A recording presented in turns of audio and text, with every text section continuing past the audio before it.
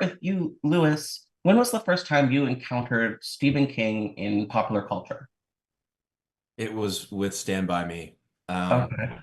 Stand By Me and specifically River Phoenix's performance. I remember being obsessed with that when I first saw it, and I it's what made me want to go into film because I saw him do that and it looked like a magic trick, and I wanted to understand how it was done. And it was also just such a well done adaptation. I know it was a short story, but yeah, I literally like based Uh-huh. style off of those boys. I based how I talked off those boys. That movie changed my life. Cool. Are you surprised that people really just perceive King as a horror writer, even though there's all of that other great stuff? Yeah, I am. I mean, he really excels in the horror and he does lean there a lot, but it's really true. His library is so vast and I Yeah. love yeah, he's like a genreless guy. Yeah. Even Salem's Lot, yes, it is a horror book, but like it still feels like a small town like microcosm of American tale that happens to have these horrific things happening in it. Right? Like Yeah. not No, big time. That's what makes him so special. Makenzie, I want to go back to you. When do you first remember encountering King, in the world? It would have been like pre-verbal. My dad Yeah, would have just had his books everywhere around the house. that's funny. Did you ever pick one up and it was like maybe too early? Well, yeah, they're all quite heavy for a child. Yeah, that's Like figuratively and literally. yes. Um, uh, Lewis, and also for you, Mackenzie, have you guys ever lived in a small town? No matter what your answer, why do you think that environment lends itself so well to the horrors that Stephen King is able to create? I'll start with you, Lewis.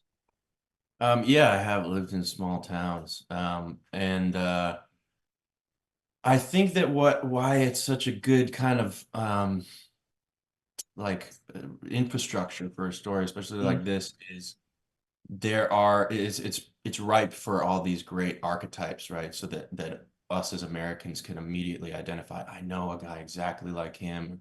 Somebody works is exactly like David who works at the auto shop down the street. It's like and mhm. Stephen King does it so well, right? He creates these characters that are so familiar yet so unique and individual. He's not just regurgitating like what's it called?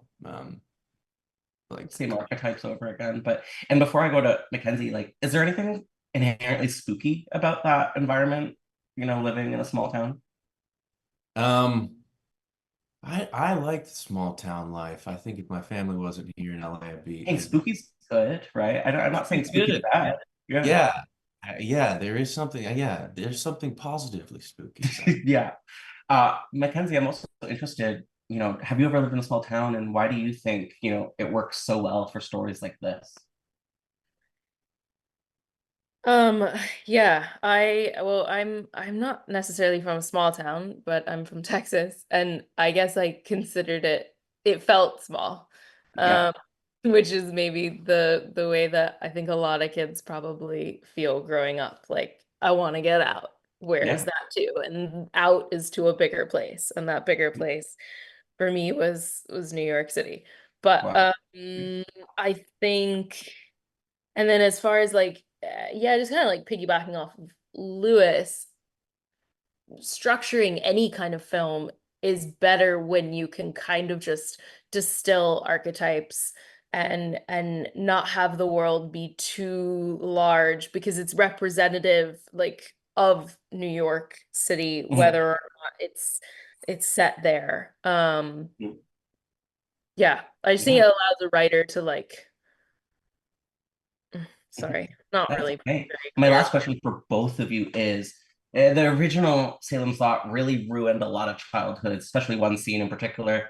What was the movie that traumatized you the most growing up, Lewis? Oh, I mean, James and the Giant Peach, the thing in the sky was so terrifying for me.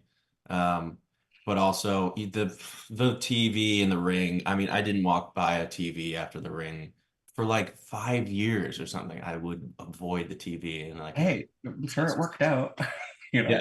yeah.